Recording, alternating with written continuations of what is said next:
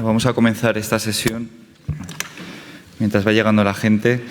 La sesión que lleva por título, la mesa que lleva por título Novedades en terapia de resincronización cardíaca. A lo largo de esta tarde, de esta presentación, vamos a escuchar diversos aspectos fundamentales en el campo de la resincronización. En primer lugar, vamos a ver los trastornos en la propagación del impulso eléctrico en pacientes con insuficiencia cardíaca y disfunción ventricular, que es lo que pretendemos solventar o solucionar con la terapia de resincronización cardíaca. Vamos a ver qué aspectos, qué novedades existen con la utilización de catéteres multipolares para estimulación ventricular izquierda. A continuación, el siempre motivo de discusión y sin probablemente datos definitivos en el momento actual acerca de qué tipo de dispositivo debemos implantar en nuestros pacientes, si un marcapasos de resincronización cardíaca o si un desfibrilador de resincronización cardíaca. Y finalmente nos hablarán acerca de la posible utilidad que tiene la estimulación ventricular izquierda, pero en lugar desde epicardio, como convencionalmente se realiza, desde el endocardio.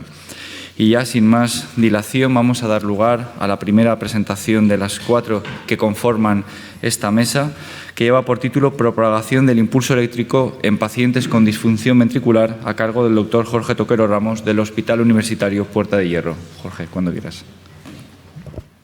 Buenas tardes a todos y señores moderadores. Gracias a la organización por la oportunidad de estar hoy aquí con todos vosotros y, como no, a los que estéis aquí un viernes a las 3:30 de la tarde para escucharnos. Así que intentaremos que sea lo más ameno y lo más entretenido posible.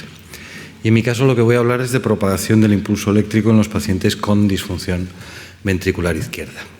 Y la estructura de la charla va a ser un poquito esta. Primero vamos a hablar de cómo se propaga el impulso eléctrico en situación normal, para luego poder compararlo con lo que pasa con la disfunción ventricular, tanto de etiología isquémica como no isquémica.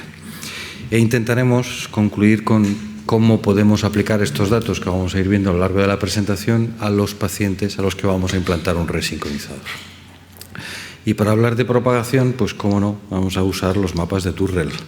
Y en esos mapas de Durrell, que seguro que todos ustedes conocen, fijaros el año en el que Durrell publica sus mapas.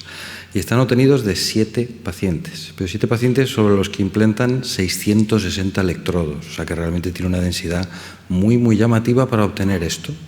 Si os fijáis en la imagen, es como que se hubiese cortado la cara anterior del ventrículo izquierdo y desplegada como en un libro. Y los autores nos hablan de que hay 3 puntos de inicio de la activación en el ventrículo izquierdo. Uno que ellos llaman paraseptal anterior, otro paraseptal posterior y otro en la zona central del ventrículo izquierdo. Pero lo importante está sobre todo aquí abajo. Fijaros en los tiempos de despolarización. Nos dicen que en los primeros 15 milisegundos ya empiezan a confluir esas zonas y que en 60-65 milisegundos, como veis aquí en la escala de color, ya se ha despolarizado la pared libre del ventrículo derecho. Ya tenemos todo el ventrículo izquierdo despolarizado.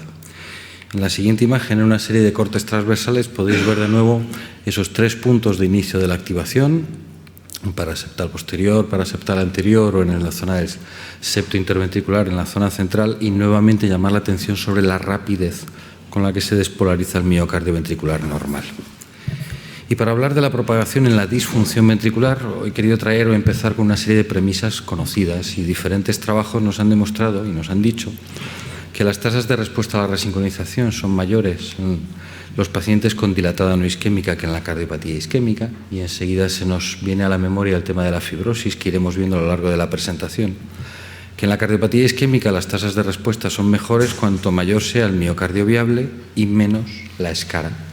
Y nuevamente volvemos a pensar en el tema de fibrosis, pero también hay trabajos que nos han dicho que no solo es una cuestión de fibrosis, sino que también hay remodelado en las gap junctions, remodelado en la expresión de las conexinas cuando tenemos un daño miocárdico tanto agudo como crónico.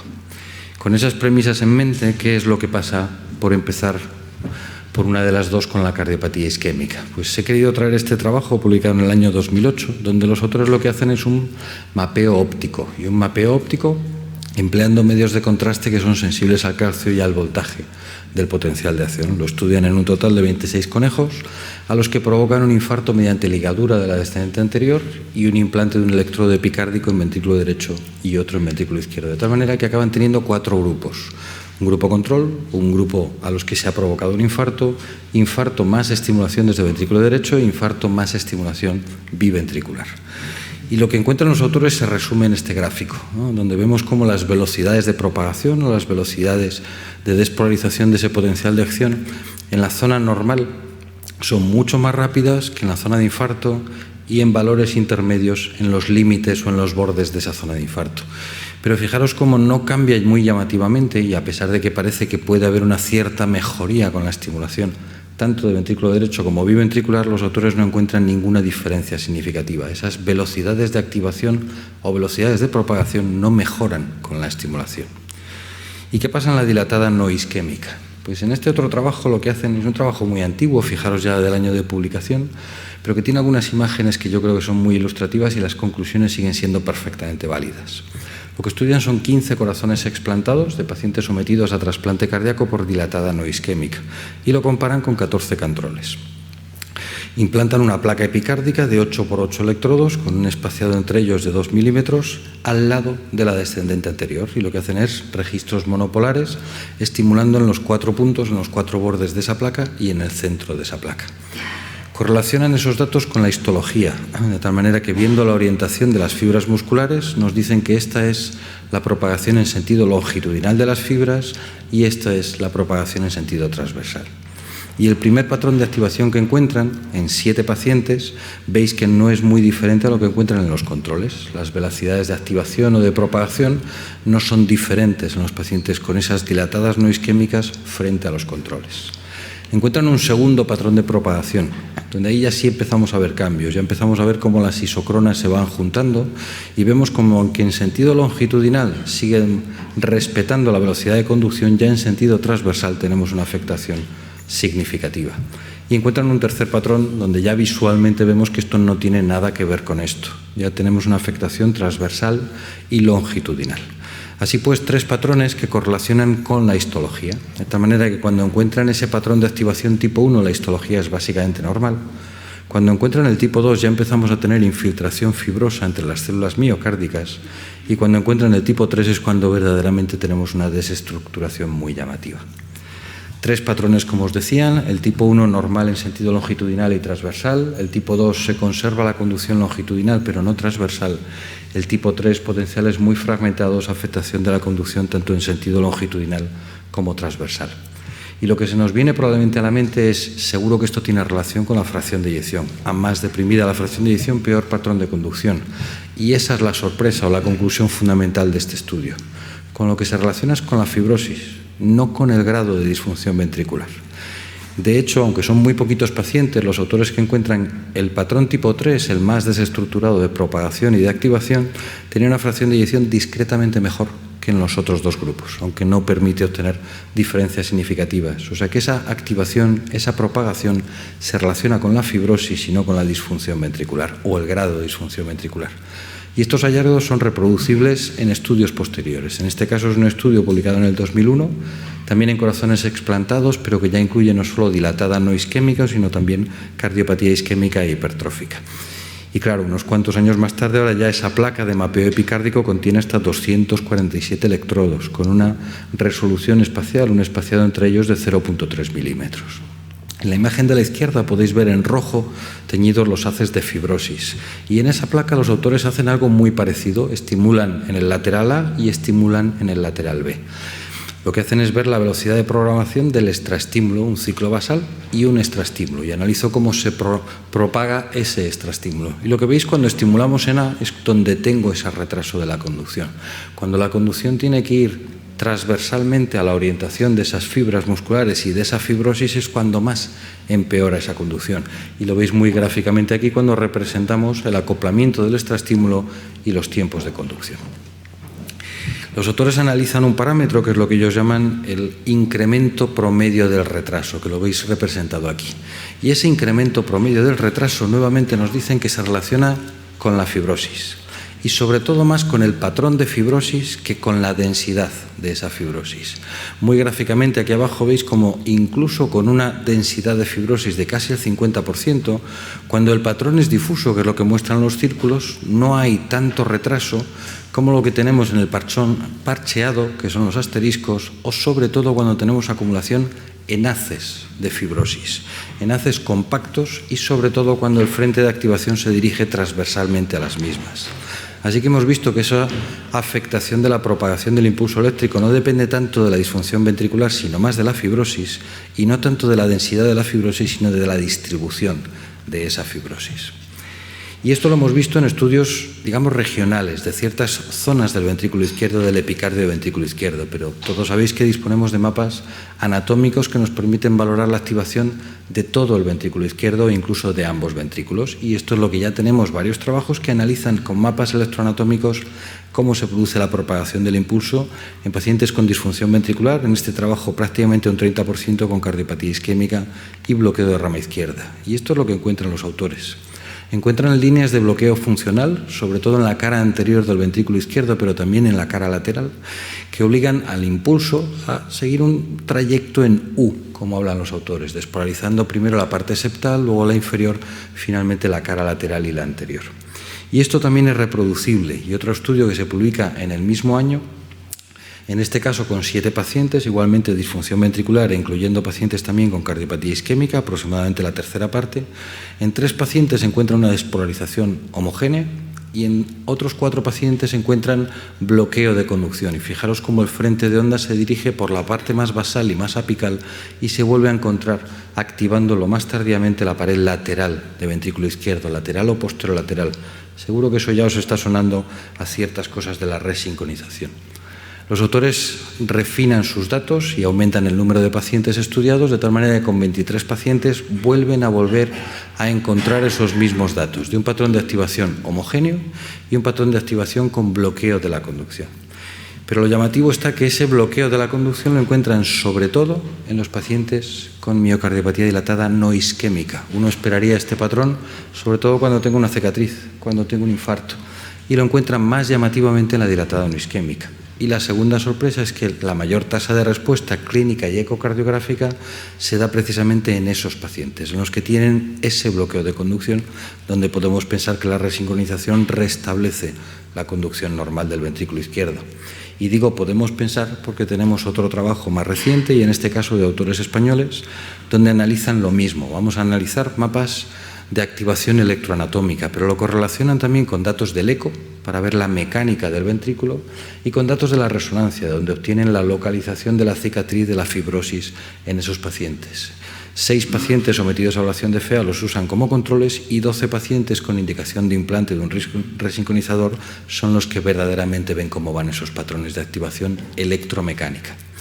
¿Y qué encuentran? Pues encuentran una buena correlación de los tiempos eléctricos y mecánicos cuando no hay disfunción ventricular, pero perdemos esa correlación cuando tenemos disfunción ventricular. Y sobre eso se dan cuenta de que la resincronización restablece parcialmente esa coordinación electromecánica, pero no es capaz de hacerlo cuando tenemos una cicatriz transmural. Y esto parece que viene a contradecir un poco lo que os presentaba de la diapositiva anterior, que precisamente son los pacientes con bloqueo de conducción los que más se beneficiaban clínica y ecocardiográficamente. Y estas son las imágenes que nos presentan. En la parte de arriba tenemos los tiempos de activación eléctricos y en la parte de abajo la representación visual en ese modelo de 17 segmentos donde vemos la activación mecánica. Fijaros cómo en situación normal lo más tardío en activarse es la pared lateral tanto eléctricamente como mecánicamente. Pero cuando tenemos disfunción ventricular izquierda, fijaros cómo lo primero los tiempos se prolongan muy llamativamente. Eléctricamente sigue siendo la parte, en este caso un poco más anterolateral, pero la cara lateral, la que sigue activándose más tardíamente, pero fijaros cómo mecánicamente en este ejemplo es el septo, la parte anteroseptal la que tarda más en activarse. Y cuando añadimos una cicatriz, que es lo que los autores representan por esta malla en rojo en la zona de fibrosis, en la zona de cicatriz, obtenida de la resonancia de esos mismos pacientes, la actividad eléctrica se retrasa todavía más. Lo más tardío sigue siendo la pared lateral del ventrículo izquierdo, pero fijaros que la actividad mecánica, en este caso lo más tardío, es la parte septal y posterior. Con todo lo que os he dicho hasta ahora, ¿cómo podemos sacar algo homogéneo que podamos aplicar a la resincronización? ¿De dónde intentamos obtener patrones que podamos aplicar a nuestros pacientes con la resincronización? Pues en los últimos años hay trabajos también que lo que han intentado son modelos informáticos. Y en esos modelos informáticos, en este trabajo que me pareció muy interesante, lo que hacen es generar un modelo anatómico a partir de la resonancia de un paciente con cardiopatía isquémica y bloqueo de rama izquierda. Y en ese modelo de 17 segmentos, según las recomendaciones de la AJA, modelan un infarto para cada uno de esos 17 segmentos. Y para eso emplean gráficas como estas. De tal manera que en la zona central del infarto es donde está más afectado tanto el voltaje como la velocidad de propagación, y a medida que nos vamos separando hacia los bordes del infarto va mejorando la amplitud de las señales y va mejorando la velocidad de propagación. Con eso simulan 4 posiciones teóricas del electrodo de ventrículo izquierdo en la cara anterior del ventrículo izquierdo y en la cara posterior del ventrículo izquierdo.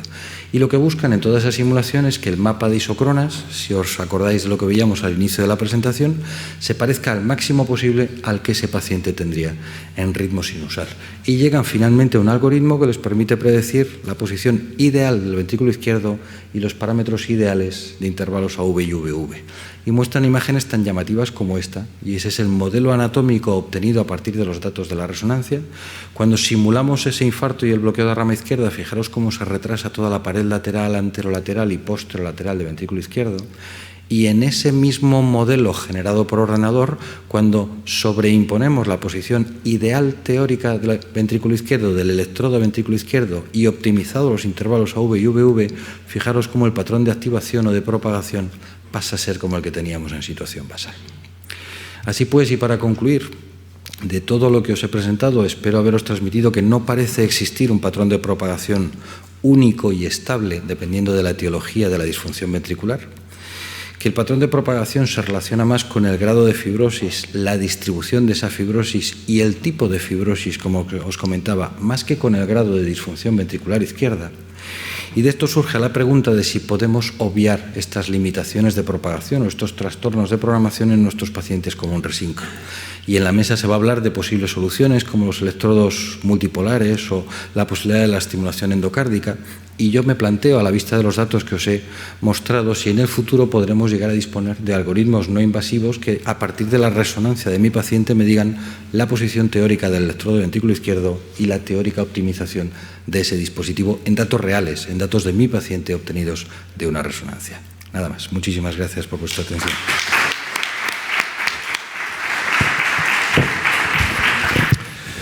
Muchas gracias, doctor Toquero.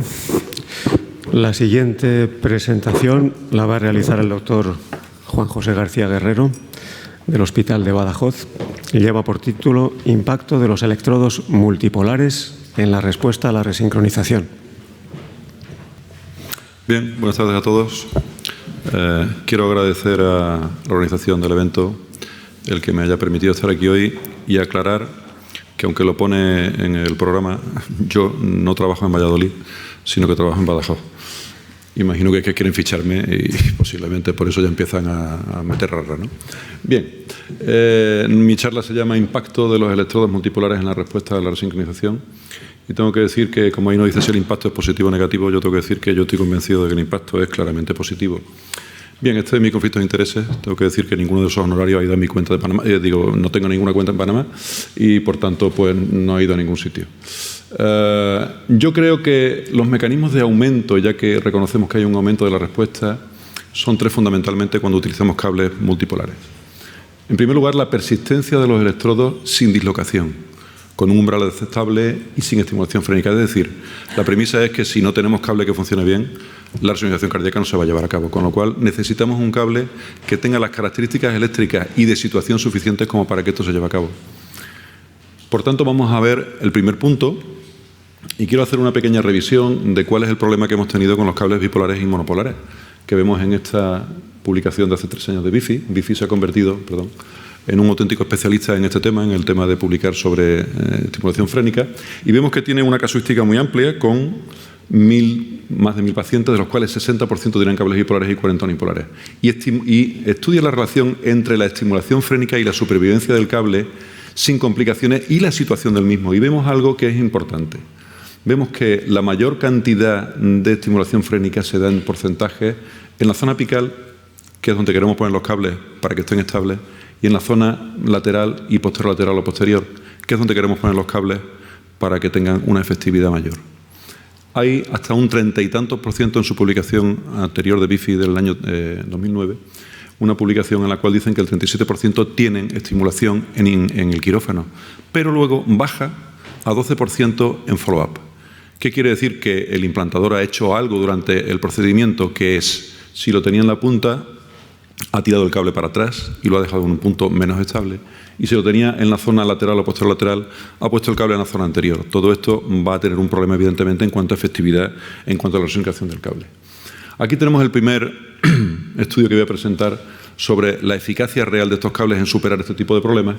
Un estudio hecho por Forleo, publicado el año pasado, 418 pacientes implantados con electrodo cuadripolar o bipolar, pero no randomizado, y estudiaron la tasa de fallo de los electrodos, excluida la infección, que termina en una revisión quirúrgica de cable.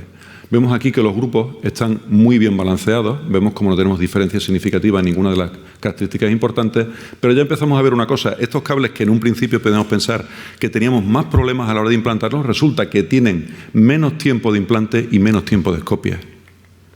Y vemos como el tanto por ciento de fallo es muy superior en el grupo bipolar que en el grupo del cuartet. Las dislocaciones son mucho menores, la, por tanto, posible activación o desactivación CRT-off de los pacientes es mayor, aunque con muy poco número.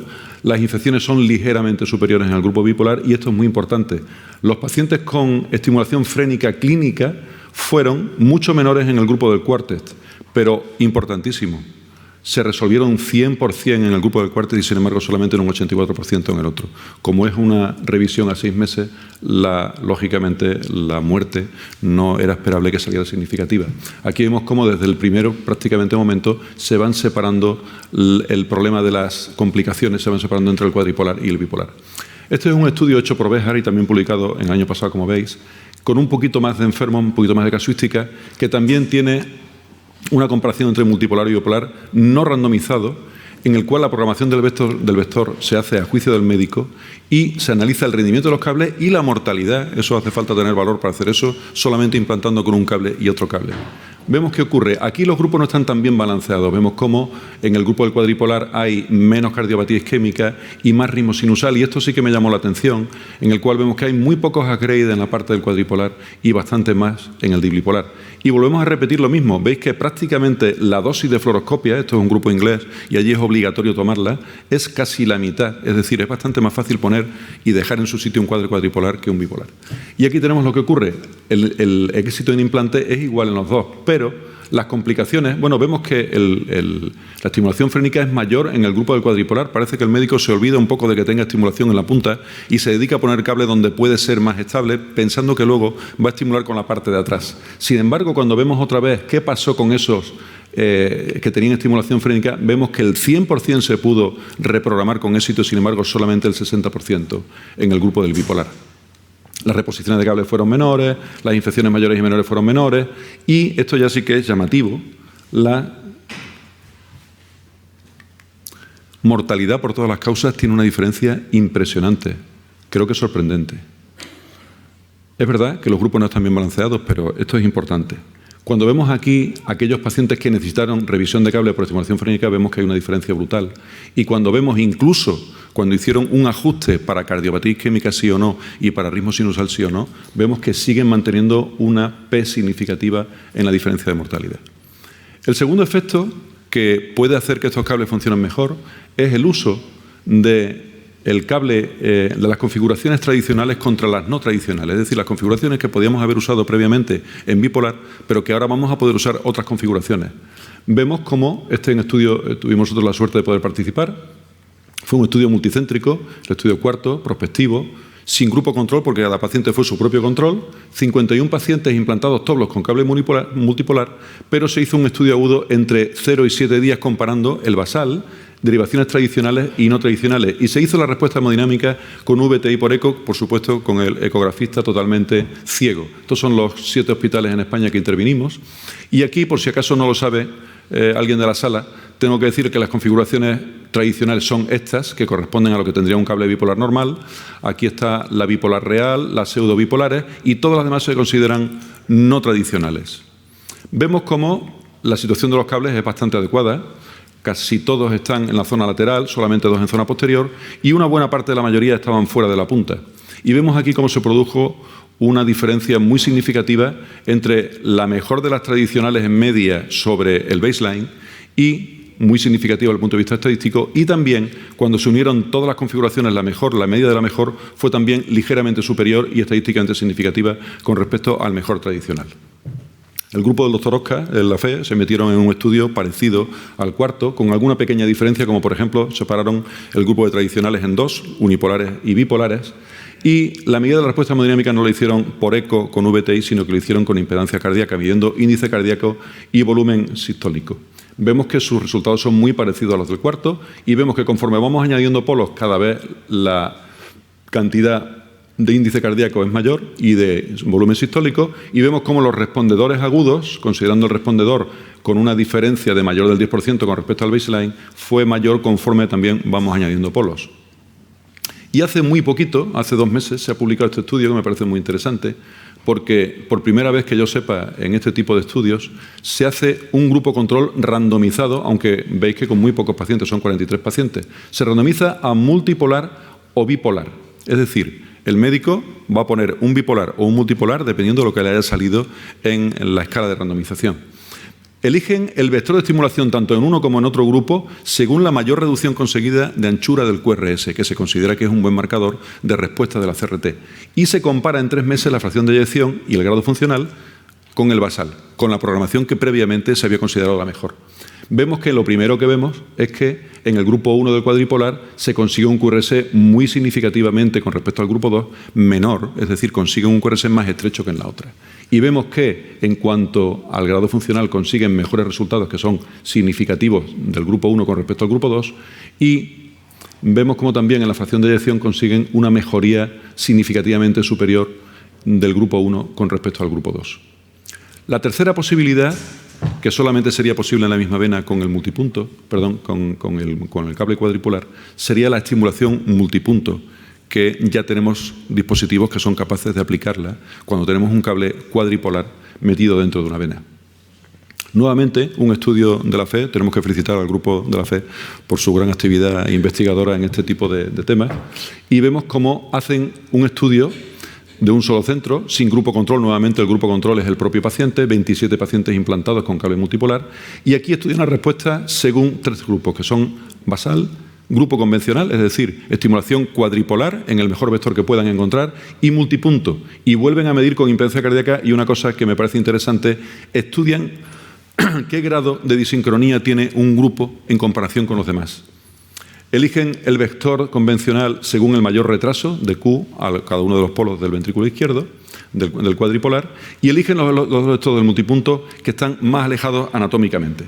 Vemos sus resultados con claramente una diferencia progresiva a favor del multipunto con respecto al convencional y el basal, y cómo la fracción de eyección también muestra el mismo comportamiento, siendo significativo desde el punto de vista estadístico el convencional con el basal y el multipoint con el basal, pero no el multipoint con el convencional, probablemente por el bajo número de pacientes, supongo yo. Vemos como cuando ellos comparan con el basal el incremento de índice cardíaco y de fracción de eyección es claramente mejor el multipoint que el convencional. Vemos como aquí también ocurre.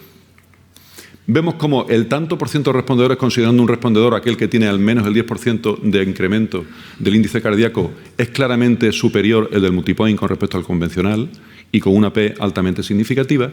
Y en cuanto al estudio de sincronía, ellos lo hacen según este modelo, que es el modelo Philips, en el cual vemos aquí la pared anteroseptal en rojo y ven el punto de máxima excursión, y esta que es la lila, que es el punto de máxima excursión de la pared posterior, que es un índice relativamente confiable, al menos se ha publicado en muchos artículos, sobre un índice confiable de sincronía en los pacientes que van a ir a resincronización. Vemos cómo cuando hay el retraso, se mide el retraso desde el inicio del QRS de la cara posterior, vemos que hay una clara diferencia a favor del multipoint con respecto al convencional, y cuando vemos el índice de sincronía que acabo de explicar, que es desde la pared anteroseptal hasta la posterior, vemos como también hay una ligera diferencia a favor del multipoint con respecto al convencional. Y este estudio, publicado por Carlo Papone, que yo sepa es uno de los pocos que tienen esta posibilidad de hacer un estudio prospectivo y randomizado, haciendo 2 grupos, un grupo convencional, es decir, con cuadripolar, 22 pacientes, o un grupo multipoint, también con 22 pacientes. Ellos la programación la hacen según la mejoría de cada polo con el loop de presión, que mide, como sabéis, la actividad sistólica y diastólica de cada uno de los pacientes. Y compara, que esto es muy importante, en 12 meses, qué ocurrió con aquella programación que hicieron en un principio basado en el loop. Bien, nuevamente los datos vuelven a confirmar esta teoría de que el multipoint parece que va mejor, y es que el multipoint, como vemos, va mejor en reducción del volumen telesistólico, P significativa, y en incremento de la fracción de eyección, P también muy significativa.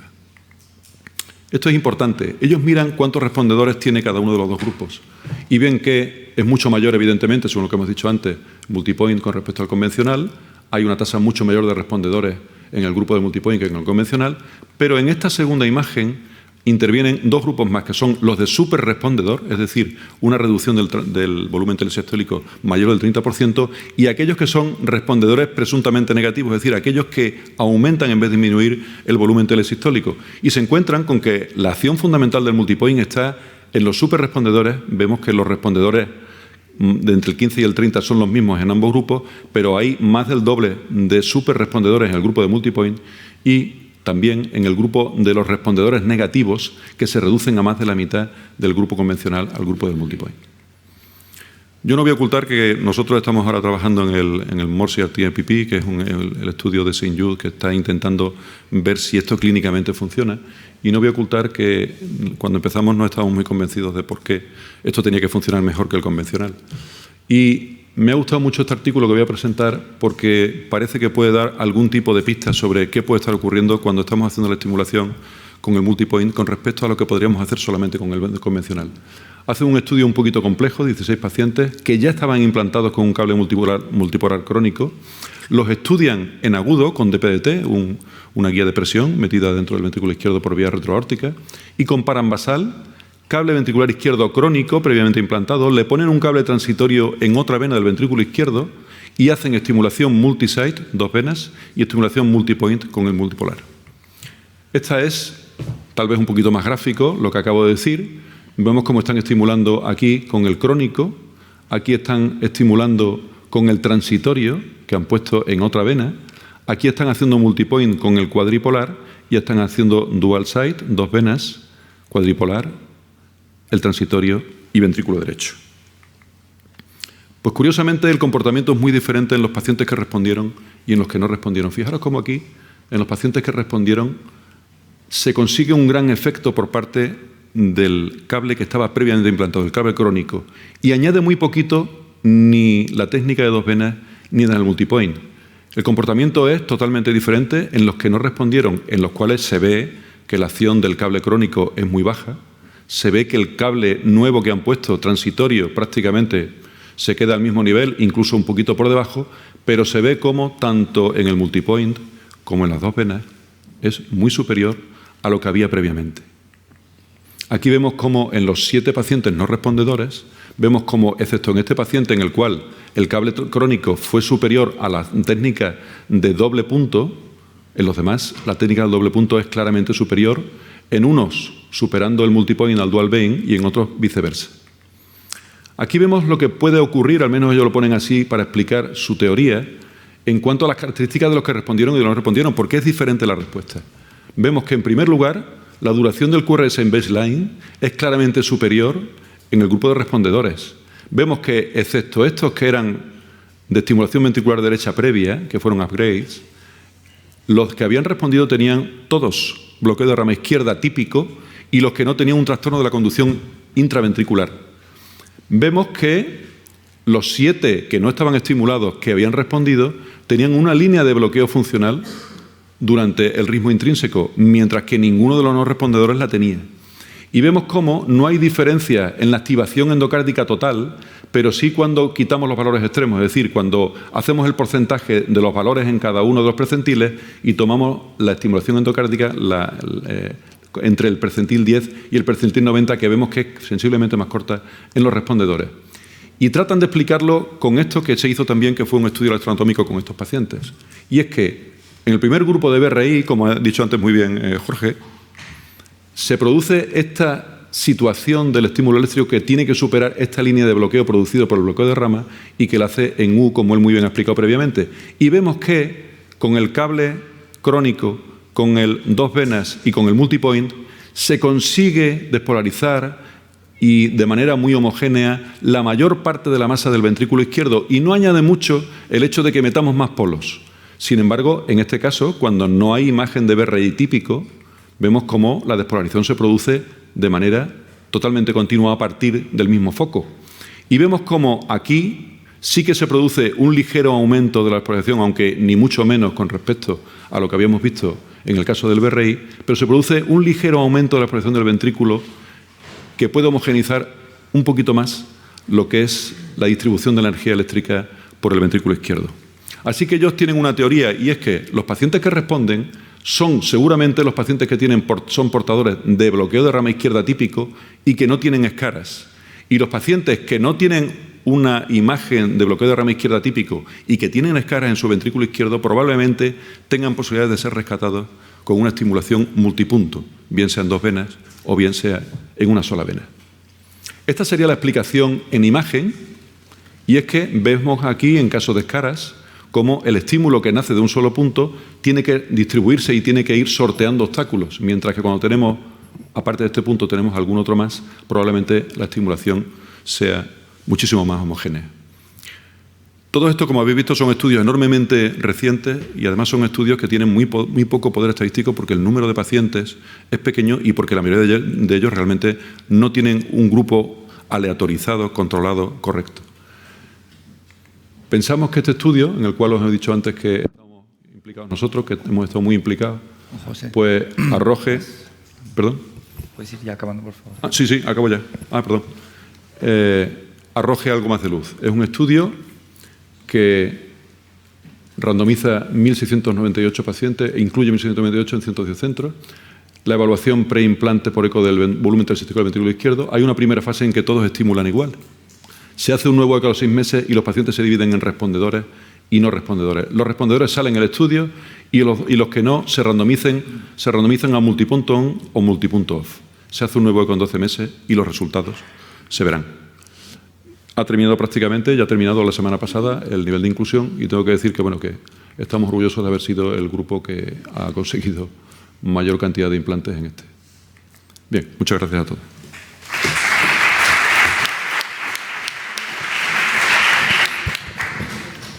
Muchas gracias. A continuación, la siguiente presentación lleva por título ¿Qué pacientes son los candidatos a recibir un dispositivo de resincronización no asociado a desfibrilador? A cargo del doctor Agustín Pastor del Hospital Universitario de Getafe. Agustín. Bueno, pues buenas tardes a todos. Gracias a los moderadores, gracias a la sección por invitarme a esta mesa y nada menos que hablar de novedades. No, ¿esto no corre? ¿O sí? ¿Qué tengo que hacer?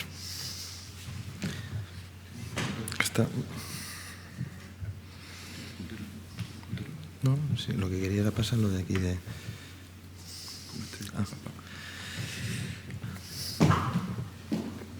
Nada menos que hablar de este tema tan candente que es a qué paciente debemos seleccionar para poner una capacidad de desfibrilación en suma de una terapia de resincronización. Y es que los estudios randomizados que se han hecho durante todos estos años, que han sido muchos, que yo creo que hemos revisado profundamente, nos han enseñado que en pacientes seleccionados con disfunción sistólica, fracción de eyección deprimida y trastorno de la conducción, especialmente el bloqueo de rama izquierda, la resincronización con o sin desfibrilación ha sido una excelente terapia para mejorar el pronóstico funcional de nuestros pacientes, reducir las hospitalizaciones, inducir un remodelado inverso y, lo que es más importante, disminuir la mortalidad. Sin embargo, hemos visto y hemos aprendido que existe un enorme solapamiento, aunque no completo, de indicaciones en los pacientes a los que vamos a implantar un desfibrilador y tenemos que resincronizar. Y en este sentido, hemos trabajado durante todo este tiempo intensamente intentando buscar qué pacientes podrían salirse de este solapamiento, y aunque naturalmente hemos pensado que muchos de nuestros pacientes se iban a beneficiar de la adición de un sistema de desfibrilación, puesto que el paciente con insuficiencia cardíaca tiene un riesgo elevado de muerte súbita, pues la verdad es que hasta el momento actual, como bien decía Joaquín en la introducción, los datos randomizados, los datos obtenidos de registros y de estudios observacionales no han apoyado claramente que exista una superioridad de la desfibrilación asociada a la resincronización respecto de la resincronización aislada, de tal manera que cuando el clínico se enfrenta delante de un paciente al que tiene que resincronizar, para tomar una decisión tiene que basarse en datos indirectos extraídos de datos probablemente no randomizados. Así que en el 2013 nos quedamos de esta manera. Las guías clínicas nos decían que tanto una terapia como la otra servían o podían ser empleadas de una manera similar, sin darnos, digamos, una preferencia de una sobre la otra. Y en este sentido, tanto la terapia de resincronización cardíaca con desfibrilación o la resincronización aislada, pues realmente podía ser útil en el objetivo que se pretendía obtener. El panel de expertos cerraba este consenso de esta manera, se quedaban tan a gusto y lo que decían es que si uno iba a resincronizar un paciente, miraba las fortalezas, las debilidades de ambas terapias y que cuando iba a resincronizar un paciente, el añadir una terapia de desfibrilación o no iba a depender de si en el grupo de pacientes que seleccionábamos pues se daban una serie de condiciones clínicas que hicieran o facilitaran que los beneficios de mortalidad fueran mayor cuando disponíamos de una terapia de desfibrilación. En este sentido, pues del año 2013 así nos quedamos y nos hemos venido hasta el 2016 y la figura que aparece en lo último que se ha publicado pues es bastante parecida con la excepción hecha de los pacientes en clase funcional 2, basados en los pacientes del MADI-CRT y en su versión extendida, donde precisamente porque en estos estudios no existía un brazo de resincronización aislada, simplemente en los pacientes con insuficiencia cardíaca menos avanzada, pues directamente se recomendaba un CRT con capacidad de desfibrilación. Una indicación mucho más precisa cuando había bloqueo de rama izquierda, menos precisa, indicación 1B, cuando lo que existía era un trastorno de la conducción intraventricular y un QRS muy ancho. Claro, nos volvemos a quedar en una situación un poco compleja, porque ¿quién de ustedes no se ha reconocido en el escenario de tener que resincronizar a un paciente estable y que en ese momento tenemos que tomar una decisión a ver quién es el que se abstrae de esa posibilidad futura de que haya un evento agudo que teóricamente pudiera ser abortado por un desfibrilador? De esta manera, yo creo que lo primero que tenemos que ver, si tenemos que analizar lo que aquí podríamos terminar la charla, no hay muchas más novedades. Es lo que ya hemos estudiado, lo que hemos visto tantas veces, pero a mí me gustaría que trabajáramos un poco, que navegáramos en los datos. Lo primero, vamos a ver qué hacemos. Pues en España lo que hacemos es que la mayoría de los grupos, 70% prácticamente arriba, emplean la CRTD y esto está bastante en consonancia con los países de nuestro entorno. En nuestra Europa, donde fíjense que más o menos los grupos se decantan por la desfibrilación asociada a la resincronización y aunque en los últimos años esto ha disminuido ligeramente, a excepción de los países nórdicos, pues la verdad es que ahí estamos y esto es lo que estamos haciendo. Luego al final veremos a ver si esto que estamos haciendo es tan malo o es tan bueno como las recomendaciones que se nos hacen. Viendo esto, uno se pregunta cómo es posible que países del mismo nivel intelectual, con las mismas guías, con un sistema económico más o menos parecido, pueda tener estas diferencias en el manejo de los pacientes y no digamos si nos comparamos con Estados Unidos, donde la terapia de resincronización con desfibrilación alcanza casi el 90%. Probablemente esta figura a lo mejor es que es distinta, es decir, las dudas que las guías nos ponen en las recomendaciones, conocedores de que el paciente con insuficiencia cardíaca se muere de muerte súbita y que hay un solapamiento de indicaciones, ¿por qué nos estamos preguntando esto? O sea, ¿por qué no ofrecerlo mejor? ¿O es que a lo largo de estos años, llevamos ya desde 2005 que se hizo la publicación de Skaghead, hemos aprendido que a lo mejor no existe tal solapamiento de indicaciones como al principio nos imaginábamos. Pues aquí llegamos de nuevo a la pregunta, la misma que se vienen haciendo congreso tras congreso. ¿Los pacientes con indicación de CRT necesitan DAI en prevención primaria? Y si eso es así, ¿nosotros podemos de alguna manera seleccionar a aquellos pacientes que de verdad tienen solo indicación de resincronización? Bueno, permítanme, vamos a trabajar unas cuantas preguntas que nos hacemos todos en el fragor de nuestras batallas clínicas. ¿Todos los pacientes con insuficiencia cardíaca y fracción de eyección necesitan un desfibrilador?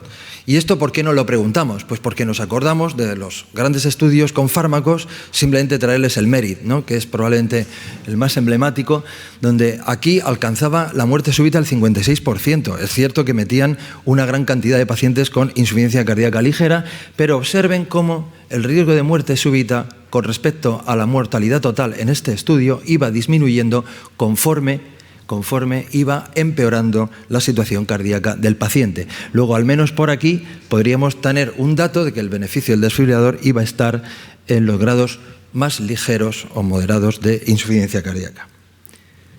Seguimos en la misma pregunta y nos traen el SCAT-HEFT, ¿no?, que siendo un estudio fundamental, importante, crucial, cuando se publicó. Sin embargo, hay algunas condiciones que me gustaría que tuvieran en cuenta y que reflexionen de vez en cuando tengamos a un paciente de estos. Fíjense que este estudio necesitó 45 meses de media, extender el seguimiento un año para obtener unos resultados sobre mortalidad significativos, pero modestos, 7%. Si miramos el subgrupo de pacientes, el beneficiado eran los grupos o los pacientes con clase funcional 2. Y aunque se nos decía que no existían grandes diferencias entre cardiopatía isquémica o dilatada, yo sí quisiera que vieran las curvas superpuestas ahí de ambos grupos. Es verdad, no había significación, pero lo que está claro es que la historia natural del grupo con cardiopatía isquémica y los no isquémicos eran distintos. Fíjense, en los pacientes isquémicos, por ejemplo, el grupo placebo, como la mortalidad y la evolución iba a ser mucho peor. Pero este estudio tiene una cosa muy interesante, que es el patrón demográfico. Fíjense la edad que tienen, media 60 años, mujeres menos del 30%. Esto tenía una gran implicación en el multivariado a la hora de valorar los datos. Y todos sabemos que en nuestra consulta o en nuestro día a día, la cantidad de pacientes, la media, alcanza el 70 años o más, y desde luego el número de mujeres que entran suelen ser casi del 50%. Nada que decir sobre que la edad tiene influencia en los resultados de un desfibrilador, y las mujeres, aunque poco representadas o menos representadas que los hombres en los estudios, se sabe que las cosas no suelen ir de manera habitual. La siguiente pregunta que quisiera que mirasen es: ¿tenemos claramente establecida la superioridad clínica de la desfibrilación frente a la resincronización aislada? Pues miren, los datos solamente los podemos obtener del companion, de un subanálisis a post hoc del reverse y de registros, metaanálisis, análisis observacionales, etc. ¿Qué tenemos en pacientes en clase funcional 3-4? Bueno, pues todos estos datos, lo que han dicho de manera consistente, todos han terminado diciendo lo mismo: mejoría clínica de los pacientes y reducción de la mortalidad en el corto plazo. En estos pacientes el companion fue el que dio el golpe definitivo, y efectivamente la resincronización con desfibrilador era el que mejoraba las cosas con respecto al placebo y con respecto a la resincronización, tanto en mortalidad total como en mortalidad súbita. Sin embargo, aunque el CARE-HEFT no fue un estudio con desfibrilador, simplemente quiero que sepan que analicen ese estudio, la fase extendida sobre todo de ese estudio, donde era capaz de reducir la muerte súbita, aunque es verdad que a lo largo del estudio siempre existió un goteo de pacientes que se morían súbitamente, y eso los mismos autores señalan: si les hubiéramos puesto un desfibrilador a estos pacientes, ¿habrían mejorado las cosas? Bueno, en resumen, estos estudios hechos o estos datos sacados en pacientes en insuficiencia cardíaca severa, lo que venía a decir era que la adición de un sistema de desfibrilación era bueno para estos pacientes. Sin embargo, como los propios autores del estudio Companion señalan en el estudio extendido de estos datos, ellos no pueden estar seguros de que este beneficio obtenido se pudiera mantener tanto a nivel de muerte súbita como mortalidad total en el seguimiento a largo plazo. En realidad y en la práctica, la única manera de atender esta situación sería volver a randomizar pacientes a una u otra modalidad de tratamiento. Esto, en el momento actual, requeriría tal número de pacientes en cada brazo del sistema, seguidos durante tanto tiempo, que parece poco probable que esto se vaya a llevar a cabo en el momento actual y que, por tanto, el debate es posible que persista casi de manera indefinida. En pacientes en clase funcional 2 o con grados ligeros de insuficiencia cardíaca, la resincronización con desfibrilador está claro de los datos del estudio REVERSE. Digo que está claro en este estudio, no quiere decir que esté claro del todo, porque en estos pacientes, dada la asimetría de los brazos, de ambos brazos en el número de pacientes, aunque la adición de un desfibrilador a la resincronización era claramente beneficiosa, como les digo, la asimetría de número de pacientes hace que los valores sean poco valorables. Como les he comentado antes, va a ser difícil que tengamos un estudio randomizado en este sentido, por lo que los datos que veamos de metaanálisis, estudios observacionales, registros clínicos, etcétera, va a ser lo que va a marcar mucho de nuestra actuación en los años venideros. Y me van a permitir, con todas las limitaciones que puede tener un registro, que les presente este último, que a mí me parece que está bastante bien hecho, en Francia, 2 años de seguimiento prospectivo para analizar, donde se ha hecho un esfuerzo en analizar no solamente datos de mortalidad, sino también datos, fíjense, del modo de morirse de los pacientes.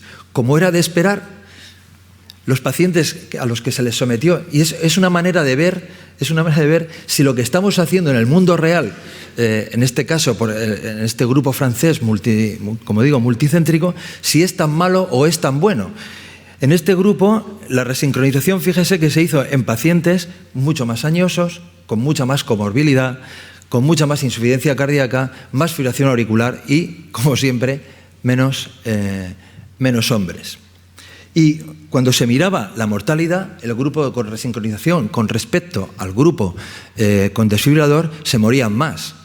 Pero lo importante, yo creo que eso es lo importante, ese exceso de mortalidad que se veía en estos pacientes claramente no estaba en relación con la muerte súbita, sino con que se había seleccionado una población con unas características clínicas que hacía que probablemente el que tú hubieras puesto un desfibrilador no hubiera cambiado las cosas. Es una manera de aproximarnos a este problema que a mí me parece interesante. En este proceso de discusión, yo creo que es fundamental, y yo creo que todos ustedes lo hacen habitualmente, la búsqueda de estratificación del riesgo, tanto para el desfibrilador como la búsqueda de aquellos pacientes que van a respondernos mejor a la terapia de resincronización, que ya se ha ido diciendo alguna vez a lo largo de esta mesa. El análisis de los pacientes MADID-2 ya nos mostraron aquel beneficio en forma de U de los pacientes con desfibrilador, de tal manera que los pacientes con poco riesgo clínico o mucho riesgo clínico se iban a beneficiar muy poco de añadir un desfibrilador, mientras que aquellos pacientes que estaban en los riesgos intermedios, ahí era donde probablemente podríamos ser mucho más eficaces cuando añadíamos esta terapia. ¿Y qué decir de la búsqueda de superrespondedores? Ya sé que esto es muy complicado y no vamos a entrar en el análisis de superrespondedores en la terapia de resincronización, pero sí que creo que todos tenemos esta experiencia en el seguimiento de nuestros pacientes. Basados en los datos del MADID-CRT, en los análisis posteriores, pues estos criterios nos dan una idea de que esos pacientes con una mayor posibilidad de responder a la resincronización, desde luego, van a tener una mejor evolución, tanto en mortalidad como en arritmias ventriculares. Luego, yo creo que esta es una cosa o es una información más que podemos añadir en nuestro análisis de pacientes a la hora de elegir una u otra terapia. Y cómo no, hablar un poquito de los costes. Yo les quisiera traer brevemente, no vamos a entrar en este asunto, pero las guías NICE en el año 2014 hicieron este esfuerzo donde ellos simplificaban mucho las cosas, dado el enorme profusión de datos no randomizados. Ellos lo que dijeron es, vamos a ver, nos vamos a repartir los pacientes en 3 criterios fundamentales: fracción de eyección, clase funcional y QRS. Nos ponemos un tope que viene a ser unos 46.000, 47.000 euros de índice coste-beneficio para años de vida ganados ajustados a la calidad, y si eso nos sale bien, pues ellos directamente, fíjense, los pacientes en grado 4 los eliminaban de la desfibrilación, no discutían en los pacientes con poca insuficiencia cardíaca y nos dejaban a nuestro criterio, como siempre, pues los pacientes en grado 3. Creo que podemos estar de acuerdo en esto. Los pacientes con necesidad de estimulación, disfunción ventricular izquierda y fracción de eyección deprimida, aunque estábamos muy contentos, pero como digo, los datos que se vienen liberando desde el estudio VIA-PACE, desde luego no apoyan que la resincronización sea la primera línea de terapia, al menos en pacientes con fracción de eyección preservada o mínimamente reducida con estimulación, indicación de estimulación. Así que yo creo que, habiendo revisado muy por encima y muy deprisa estos datos, comparando la resincronización cardíaca con y sin desfibrilación y teniendo en cuenta la evidencia científica, pues las guías clínicas realmente no nos ofrecen una preferencia de una modalidad de tratamiento sobre la otra, especialmente o con la excepción hecha de los pacientes en grado funcional 2, o si ustedes quieren tomar las guías NICE, pues entonces también nos dan un dato sobre los pacientes en grado funcional 4. Ambas terapias son útiles para reducir la morbimortalidad en pacientes sintomáticos con insuficiencia cardíaca, disminución de la fracción de eyección, evidencia de sincronía y QRS ancho, sin que exactamente se dé una preferencia de una terapia sobre la otra. Parece que es claro que en algunos pacientes la terapia de resincronización va a ser muy apropiada, aparte de los pacientes con perfil Block-Heft, pues probablemente aquellos pacientes que tienen un alto riesgo de muerte no súbita, como pueden ser los pacientes con edad avanzada y múltiples comorbilidades o subgrupos de alta mortalidad, pacientes que a priori o pensemos que van a tener una alta respuesta a la resincronización, y estaba pensando en mujeres con bloqueo de rama izquierda, sin cardiopatía isquémica y un QRS bastante ancho, y esa idea, he puesto ahí lo de la preferencia con mucha interrogación, porque a veces lo vemos en los trabajos, pero yo creo que eso de plantearle a un enfermo, ¿quiere usted o no morirse de muerte súbita? Bueno, es un poco complicado cuando estamos en el fragor de la batalla de todos los días. Por supuesto que nos sabemos que el desfibrilador nos va a ofrecer una alta protección contra la muerte súbita, y eso nos deja muy tranquilos. Por supuesto que cuando hacemos nuestro análisis de paciente vamos a tener en cuenta que a veces no nos es tan fácil saber quién nos va a responder y cómo a la resincronización. Y por supuesto que vamos a ser solidarios con nuestro entorno, midiendo los costes y la efectividad de nuestras situaciones en nuestros pacientes. A mí me gustaría que, para terminar, teniendo en cuenta las fortalezas y debilidades de ambas terapias, a mí me parece que no es éticamente reprobable que podamos intentar alcanzar objetivos terapéuticos basados un poco en las diferentes poblaciones de insuficiencia cardíaca que atendemos. Así, además de la severidad de la insuficiencia cardíaca, sabemos que la edad y las comorbilidades siguen siendo hoy por hoy el principal predictor de muerte en pacientes con insuficiencia cardíaca, en pacientes añosos con otras enfermedades concomitantes, que creo que es una de los pacientes que vemos muy habitualmente y cuya longevidad va a estar limitada a pesar de todos nuestros esfuerzos terapéuticos. Creo que la mejoría en la calidad de vida, evitando las hospitalizaciones y preservando la autonomía, son claramente objetivos prioritarios. Y para terminar, creo que un tratamiento que es capaz de disminuir la mortalidad, lo ha demostrado, es capaz de alargar la vida con una mejoría en los índices de calidad a un coste razonable como es la terapia de resincronización aislada, debe ser visto como una excelente opción terapéutica. Así que yo diría que la novedad en este tema que se nos ha propuesto para el 2016 sigue siendo que ustedes sigan teniendo el excelente juicio clínico que tienen habitualmente cada vez que se enfrentan a uno de sus pacientes al que hay que resincronizar.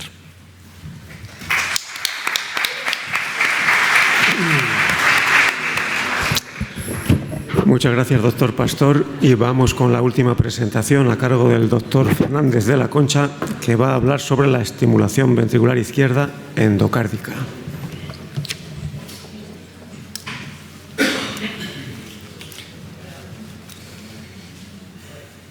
Bueno, buenas tardes. En principio, muchas gracias por haberme vuelto a invitar aquí al cabo de unos años a hablaros de una cosa o de una técnica no súper novedosa, porque nosotros llevamos 5 años ya metiendo pacientes con esta técnica. Y bueno, vamos a contar nuestra experiencia y cómo lo hacemos y nuestras vicisitudes a lo largo de estos tiempos. Bueno, brevemente en antecedentes, sabemos que la resincronización cardíaca reduce la morbilidad y la mortalidad en los pacientes con indicación para esta técnica. Y sabíamos, por lo que se había publicado, que al menos el 10% de los pacientes no se consiguen implantar por problemas anatómicos o eléctricos, por problemas de umbrales o estimulación frénica. A lo anterior, habría que sumar también los pacientes en los que existe dislocación del electrodo de forma subaguda o crónica, con aumento de los umbrales o salida del electrodo del seno coronario. Pero recientemente, en febrero de este año, se ha publicado un metaanálisis de pacientes sometidos a resincronización cardíaca con 30.000 pacientes, donde todavía nos ha puesto, nos ha dado indicaciones de que la realidad es más cruda de la que podíamos pensar. Está descrito que hay un fallo en el implante del electrodo que va del 0 al 17% de los pacientes. Pero de esos 30.000 pacientes, solo en el 26% de los pacientes se dispone de imagen radiológica, donde se puede asegurar dónde está el cable. En el 74% de los pacientes no se sabe dónde está el cable, salvo lo que haya dicho el implantador. Y eso a veces pues, puede estar tergiversado.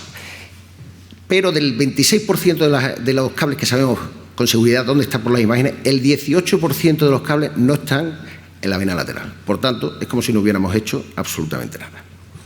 Entonces, siendo moderados, nos encontramos que la combinación de electrodo no implantado y o no implantado en zona óptima es del 21% de los pacientes. A eso, si le sumamos que en estudios en seguimientos a menos de 12 meses, había que hacer revisión de cables en el 4,5% de los pacientes y en los seguimientos a más de 12 meses en el 6,3%. O sea, que aunque fuéramos moderados, podríamos encontrar que podemos estar rondando 1/3 de los pacientes que van a resincronización y que no se implantan o se implantan mal. ¿Qué alternativas tenemos a esto? Pues la técnica alternativa, como todos sabemos, era el implante epicárdico mediante toracotomía. Pero también por nuestra experiencia nos ha demostrado, y todos sabemos, que hay un gran número de pacientes que debido a su situación hemodinámica pésima no pueden ir a implante epicárdico porque no aguantarían la cirugía. Y también se han descrito ampliamente las ventajas del implante endocárdico de ventrículo izquierdo sobre el epicárdico. Empezaron a aparecer artículos con enfermos sueltos a finales del siglo pasado sobre implantes endocárdicos de ventrículo izquierdo. Pero las primeras series de pacientes se publican y técnicas específicas de implante en el 2011 por el grupo de Braque y Van Gelder. En el 2012 nuestros colegas argentinos publican la técnica de Jordan, que es otra técnica diferente. Y posteriormente, en el 2014, el grupo de Tim Bett publica otra técnica totalmente diferente de implante. Y a su vez, que ya hablaré más adelante, nosotros utilizamos otra herramienta para hacer una cuarta técnica de implante. Entonces, en resumidas cuentas, tenemos 4 técnicas descritas de implante factibles de realizar. 2 son con abordaje femoral y después retirada del cable hacia la subclavia y haciendo una punción del septo interauricular. La primera, que fue descrita por Braque y Van Gelder, era una técnica, la verdad, que es súper compleja. Bueno, tan compleja que aquí nos llamaron en otra reunión que estábamos trabajando como si estuviéramos en el Circo del Sol. Bueno, eso para nosotros fue un orgullo y un incentivo, porque como todos sabéis, el Circo del Sol es sinónimo de eficiencia y excelencia en la técnica. Y nos impulsó a seguir con esto. Posteriormente salió la técnica de Van Gelder, que es una técnica más fácil de realizar. Nosotros modificamos algo esa técnica y abandonamos la primera y seguimos con la segunda. Pero nosotros queríamos intentar realizar una técnica que no hubiera que recuperar el cable. Y nos informamos que Senyut tenía un dispositivo de implante diseñado para implantar sensores de presión en el septo interauricular a nivel de la aurícula izquierda.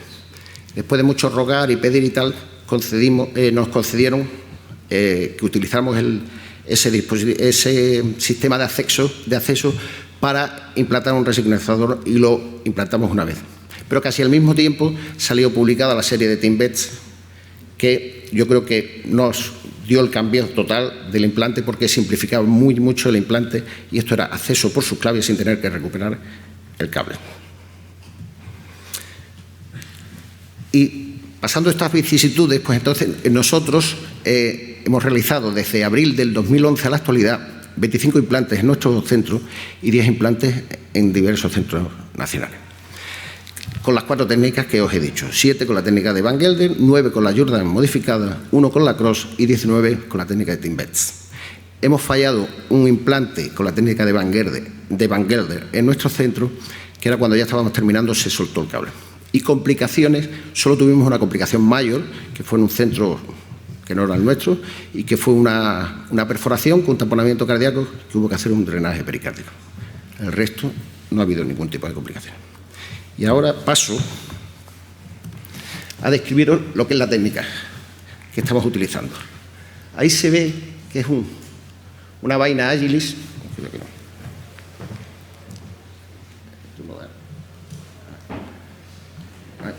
Perdón.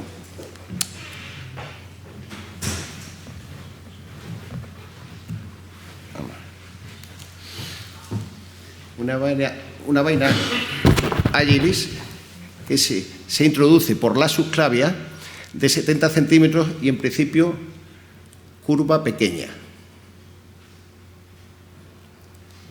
Se introduce hasta ventrículo derecho.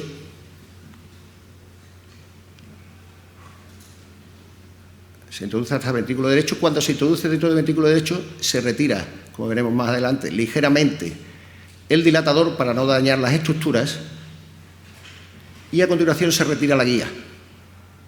La misma guía del Agilis se le da la vuelta y se introduce por la porción recta o distal. Actualmente, este caso no está hecho con eco, pero actualmente, desde hace ya bastante tiempo, contamos con la colaboración del electrofisiólogo del centro, el doctor Doblado, que nos hace eco, y lo implantamos todo con eco intravascular, que facilita mucho la tarea. Se mete la guía por la porción recta, se posiciona el catéter. Cuando está bien posicionado, se avanza con la guía al mismo tiempo que se le aplica la zona de corte a la guía en el bisturí eléctrico, con bisturí eléctrico. Se pasa al ventrículo izquierdo y ya una vez pasada se avanza con el dilatador y se pasa todo a uno dentro del ventrículo izquierdo. Como la Agilis no es una vaina pelable, hay que cambiarla por una vaina pelable, ya que vamos a meter un electrodo, ¿no? Entonces se retira esa guía y se pasa otra guía de alto soporte que nos dé seguridad y que no perdamos la vía cuando hagamos el intercambio. Aquí está la guía dentro del ventrículo izquierdo y se va a retirar todo este dispositivo. Y vamos a meter un catéter deflectable y pelable, que es el Medtronic, que se llama TAEN, que está diseñado en principio para acceso al seno coronario, donde le ponemos una válvula de silicona que cierra herméticamente, no como la que traen los catéteres. Se introduce cuando se llega cercano al septo, se hace una pequeña deflexión para que facilite el paso, ya que esta vaina tiene muy poco soporte en relación a la anterior, ¿no? Tiene la perita esa, para los que no lo conozcáis, que es con la que se hace deflexión.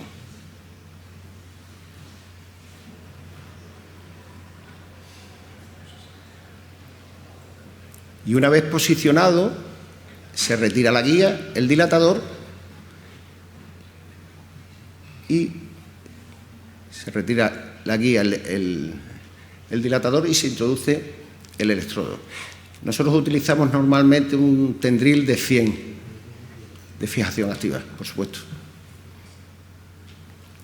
Como veis, la válvula de silicona cierra perfectamente y no hay ningún problema de burbuja o nada, ya que hay que tener en cuenta que estamos en cavidad de izquierda. A su vez, como es deflectable, mediante deflexión o torque de la vaina podemos tener una ventaja, que es que llevamos el cable al sitio que queremos del ventrículo izquierdo.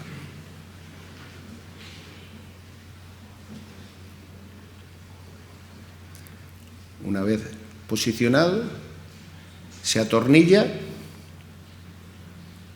Cuando está atornillado, pues se quita estilete, se mete en bucle para confirmar que está bien fijo, y se miden umbrales.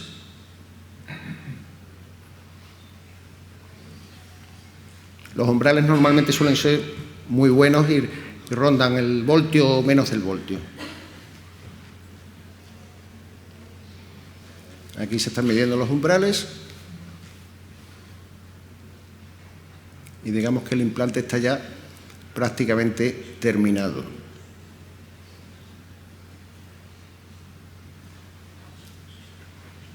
Más bajo, sigue bajando.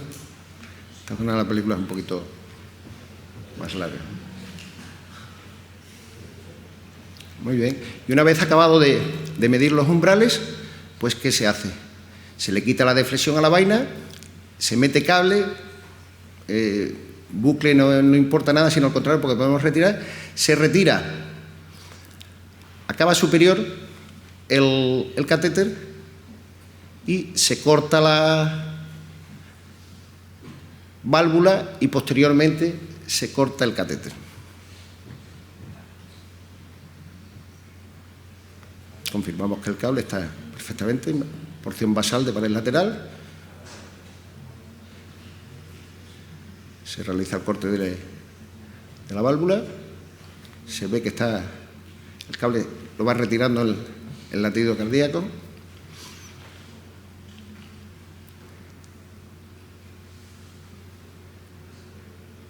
Se retira algo más el catéter. Se aplica la cuchilla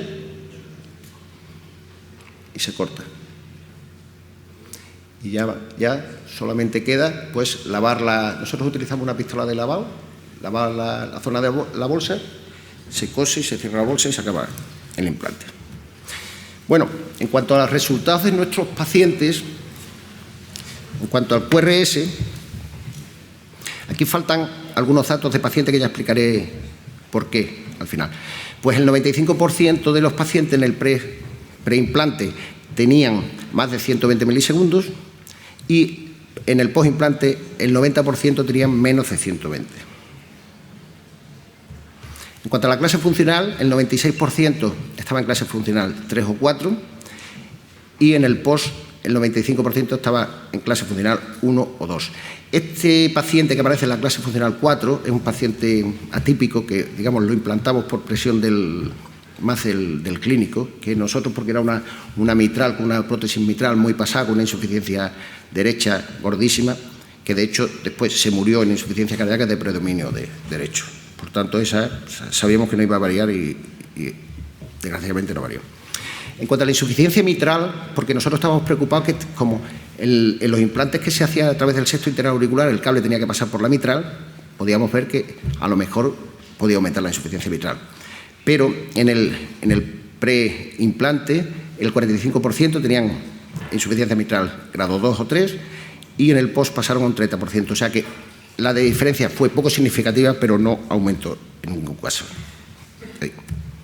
En cuanto a la fracción de eyección, el 96% tenía menos de un 40% en el preimplante y en el postimplante un 33% solo tenía menos de un 40%. En cuanto al volumen telesistólico, que como todos sabemos, desde hace relativamente poco tiempo se ha constituido como el valor más fuerte de determinación de respuesta a la resincronización cardíaca en la reducción del volumen. Pero nosotros partíamos en el 78% de los pacientes que tenían más de 100 mililitros de volumen telesistólico, o sea que eran pacientes muy dilatados, que después en el postimplante el 74% tenían menos de 100.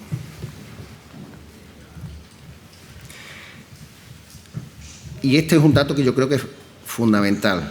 Solo tenemos 14 pacientes completos. ¿Por qué?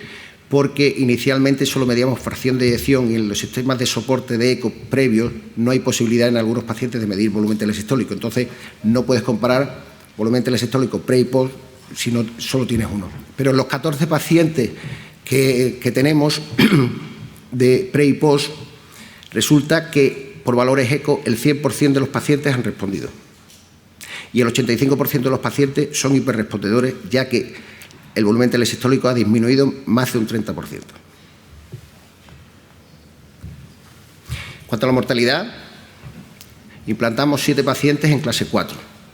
3 murieron, 1 por disociación electromodinámica a las 12 horas del implante, 1 por insuficiencia cardíaca al mes y 1 por insuficiencia cardíaca a los 4 meses del implante. Este paciente mejoró mucho y tuvo la mala suerte que a los 4 meses tuvo una tormenta ritmogénica, tuvo varios choques, fue al hospital, iba bien y después pues creo que hubo un pequeño fallo, le pusieron beta bloqueante y a las 12 horas de ponerle el beta bloqueante cayó en picado y murió en shock cardiogénico. Y los implantes en clase 3 han sido 17 pacientes y 2 muertos, 1 por muerte súbita a las 48 horas y 1 por infarto agudo del miocardio a los 2 años y medio. Conclusiones. Pues en caso de no poder implantar por las técnicas tradicionales, existen otras que la pueden suplir con seguridad y eficacia. Y pensamos que en un servicio con experiencia en implantes de resincronización cardíaca es mandatorio conocer las diferentes técnicas. Las técnicas de implante endocárdico de ventrículo izquierdo, en nuestro caso, han demostrado que son seguras, muy eficaces y factibles de realizar por las varias técnicas descritas. Y que los resultados a medio y largo plazo son muy esperanzadores, pero que se necesitaría realizar estudios con un mayor número de pacientes. Muchas gracias.